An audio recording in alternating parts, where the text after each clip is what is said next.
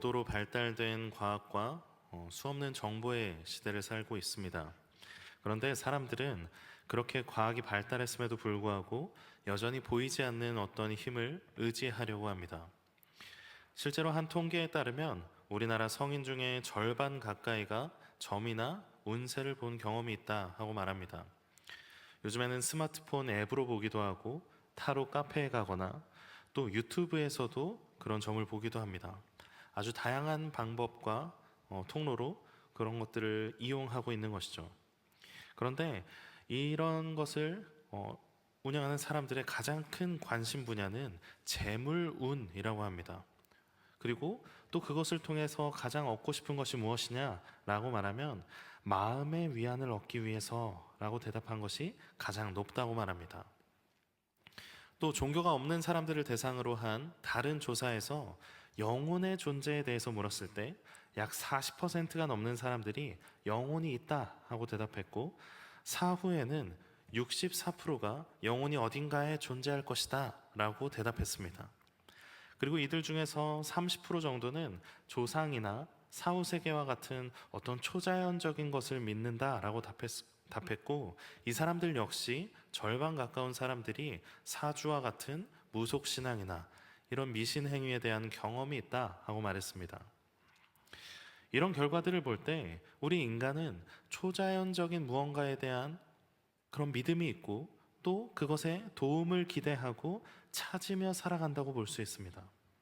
누군가 가르치지 않아도 그 내면에 초월적인 현상이나 존재에 대한 궁금증과 의지하고 싶은 마음이 있는 것이죠.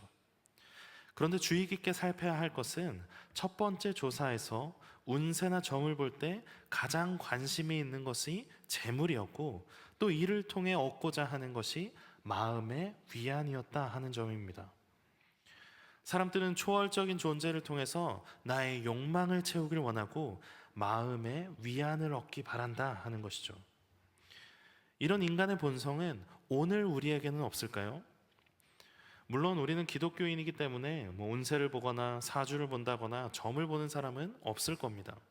그러나 우리 마음속에 욕심과 평안에 대한 갈망은 우리에게도 존재합니다. 오늘 십계명 제2계명은 이런 인간의 본성, 즉 욕심에 대해서 또 욕심과 평안을 향한 갈망을 다루고 있고 또 그 문제의 진짜 해결이 어디에 있는지를 말씀해 주십니다. 오늘 본문 8절에는 이렇게 말씀하십니다.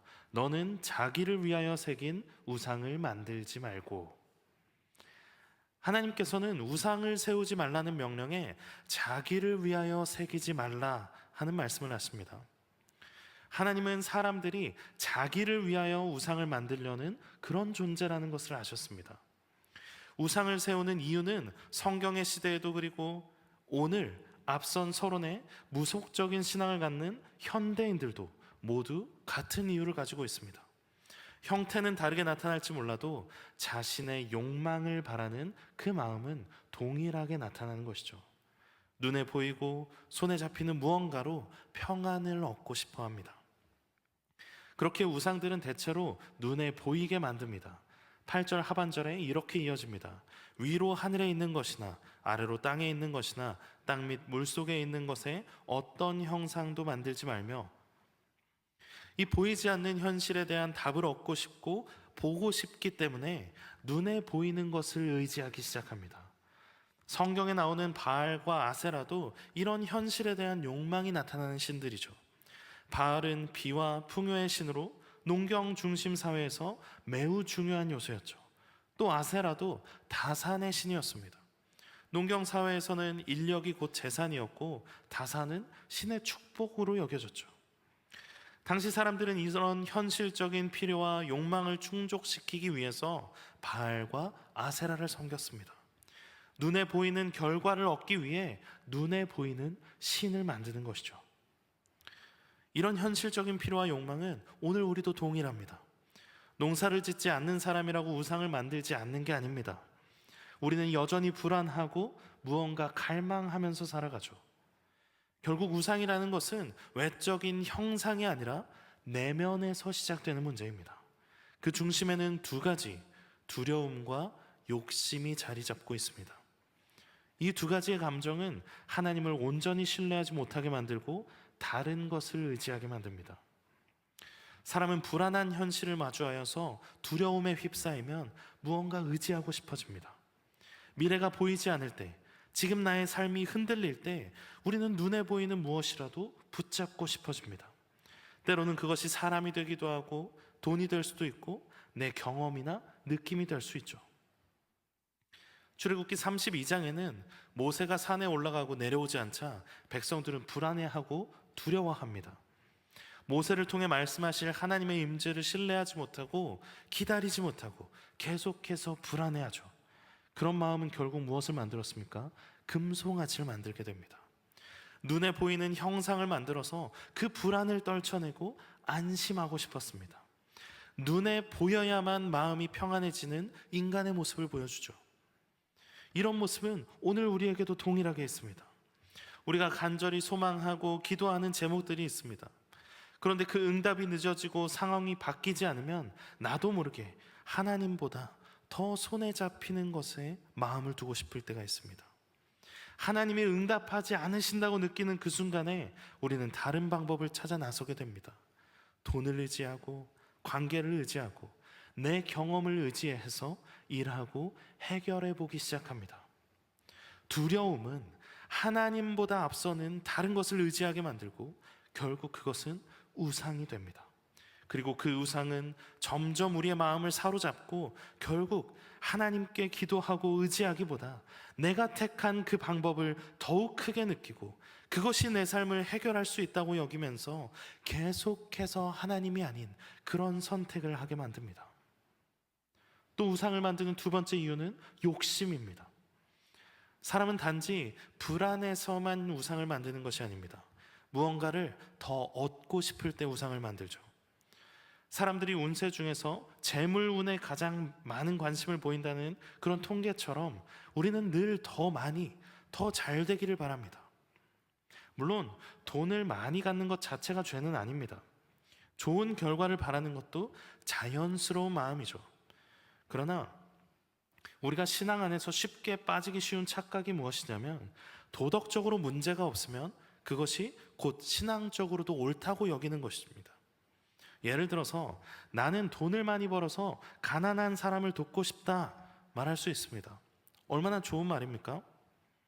겉으로는 전혀 흠이 없어 보이지만 만약 그 기도의 동기가 하나님의 뜻에 순종하려는 마음이 아니라 내가 좋은 사람이라는 인정을 받고 싶은 나의 의로부터 나온 거라면 그것은 하나님 앞에 옳은 기도라고 할 수 없습니다. 이처럼 때로 우리의 욕심은 도덕적인 옷을 입고 감춰지기도 합니다. 겉으로 보기에는 선한 기도 제목이지만 사실은 하나님을 수단 삼아서 내 목적을 이루려는 그런 욕심일 수 있습니다. 그 자체가 또 다른 형태의 우상 숭배인 것이죠. 욕심은 단지 물질에 대한 탐심만이 아니라 사람들의 칭찬, 인정, 명예, 자기의 이런 것들을 모두 포함하는 것입니다. 이 모든 것이 하나님보다 앞선 자리에 놓일 때 우리는 알게 모르게 마음속에 우상을 세우며 사망의 길로 걸어가고 있는 것입니다. 이렇게 우리 내면에 작용하는 두려움과 욕심이 만든 우상은 어떤 결과를 불러옵니까? 9절 중반부터 이렇게 말씀하십니다. 나의 하나님 여호와는 질투하는 하나님인즉 나를 미워하는 자의 죄를 갚되 아버지로부터 아들에게로 3, 4대까지 이르게 하거니와 나를 사랑하고 내 계명을 지키는 자에게는 1000대까지 은혜를 베푸느니라. 여기서 하나님은 당신을 질투하는 하나님이라고 표현하십니다. 이 질투는 인간적인 질투가 아니죠. 하나님께서 우리를 사랑하시기 때문에 우리가 하나님이 아닌 다른 것을 더 의지할 때 그 사랑에 대한 거부를 원치 않으시는 하나님의 마음이 담긴 표현입니다. 하나님은 단순히 우상이라는 형상이 만들어지는 것 그 자체에 화를 내시는 것이 아니라 그 우상을 만들게 된 우리의 내면, 즉 두려움과 욕심 속에서 하나님을 떠나고 다른 곳에서 평안과 만족을 얻을 수 있다고 믿는 우리의 어리석은 태도에 대해 진노하시는 것입니다. 하나님을 의지하지 않고 다른 것을 의지하는 우리의 어리석음을 버리길 원하시는 것이죠. 하나님은 우리를 너무나 사랑하시기 때문에 잘못된 길을 걷지 않기를 원하시고, 우상을 숭배하며 의지하여서 삶이 무너져 나가는 것을 그냥 두고 보지 않으십니다. 우상을 통해 얻을 수 있는 것이 무엇이 있습니까? 성경은 말합니다. 시편 135편 15절부터 말씀입니다. 열국의 우상은 은금이요 사람의 손으로 만든 것이라. 입이 있어도 말하지 못하며, 눈이 있어도 보지 못하며, 귀가 있어도 듣지 못하며, 그들의 입에는 아무 호흡도 없나니 그것을 만든 자와 그것을 의지하는 자가 다 그것과 같으리로다. 이스라엘 족속아, 여호와를 송축하라. 하나님 외에는 다른 것은 아무 효험을 줄 수 없습니다. 그것을 만들고 의지하여도 그것은 말하지 않고 듣지도 못하고 아무 덕을 줄 수 없습니다. 시편 기자는 말합니다. 그것은 다 헛된 것이다. 여호와를 송축하라. 하나님은 우리가 하나님을 바라보길 원하십니다. 그래서 죄악의 길, 우상 숭배의 길, 두려움과 욕심에 사로잡힌 인생을 돌이키게 하기 위하여 질투하십니다. 그리고 돌이켜서 하나님을 사랑하고 계명을 지켜 천대까지 은혜를 누리기를 원하십니다. 하나님은 본문 마지막에 그 죄를 3, 4대까지 이르게 하신다고 하고, 나의 계명을 지키면 천대까지 은혜를 베푸신다고 말씀하십니다. 3, 4대의 심판과 천대의 은혜를 비교할 수 있습니까? 이것을 선택하려고 한다면 고민될 만큼 어려운 선택이겠습니까? 아니죠. 누구나 천대 동안 누리게 될 은혜를 바라지 않겠습니까?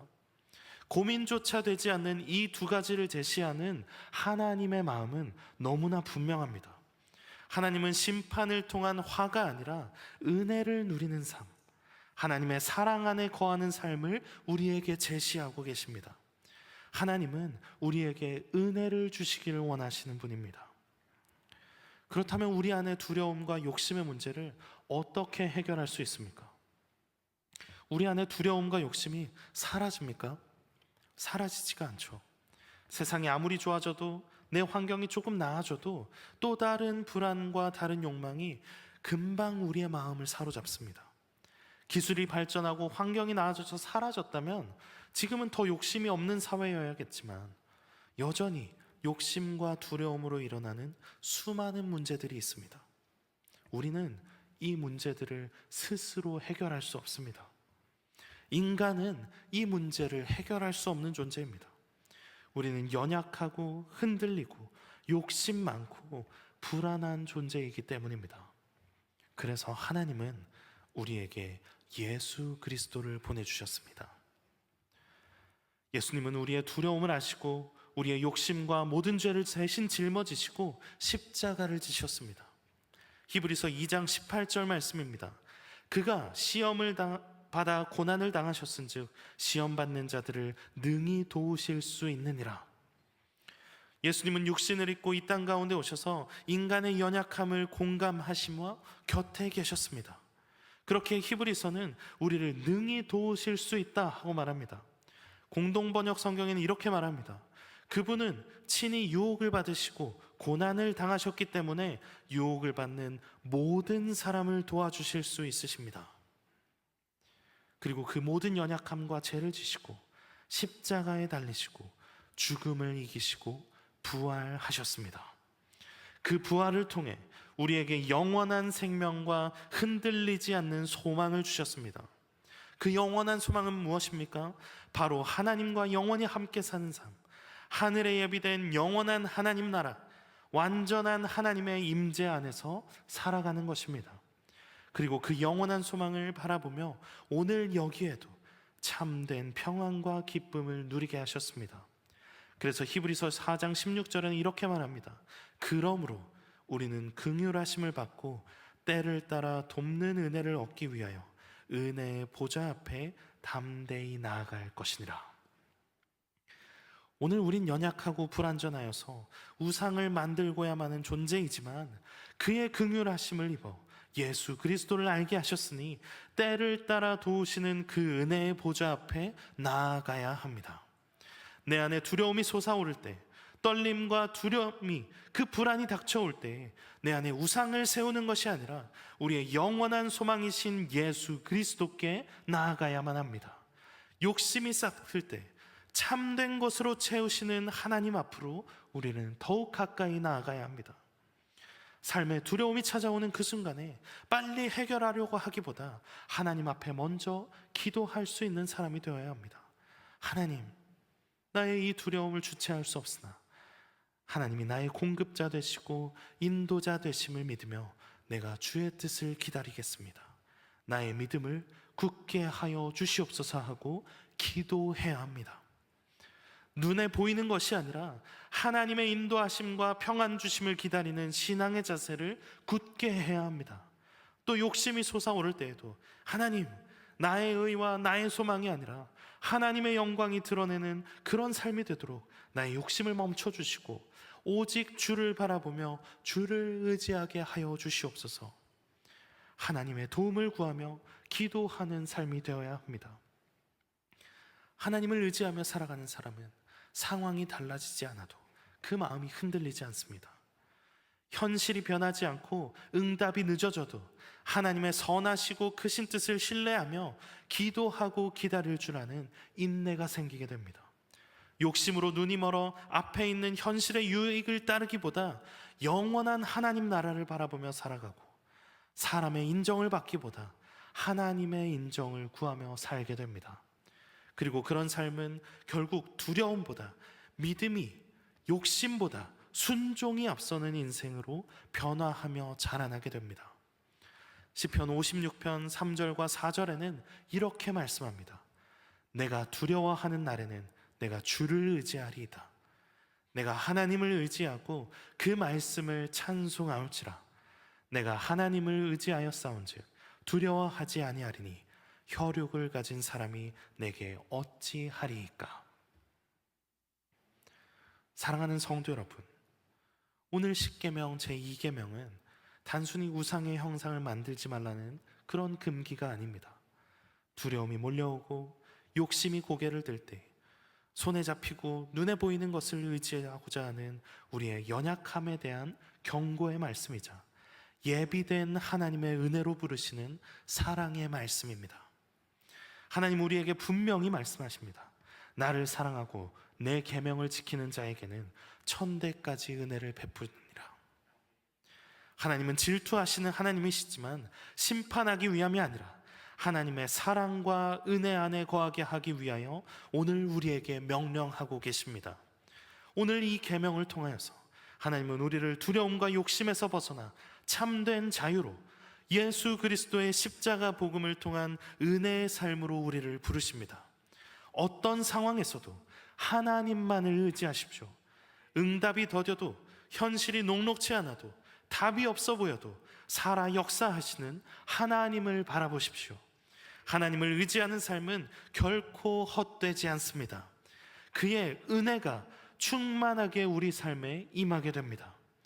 오늘도 그 두려움 속에서 주님을 바라보며 복음의 능력으로 두려움을 이기고 세상 욕심보다 하나님으로 만족하는 믿음의 길을 걸어가는 모든 성도들이 되기를 주님의 이름으로 축복합니다.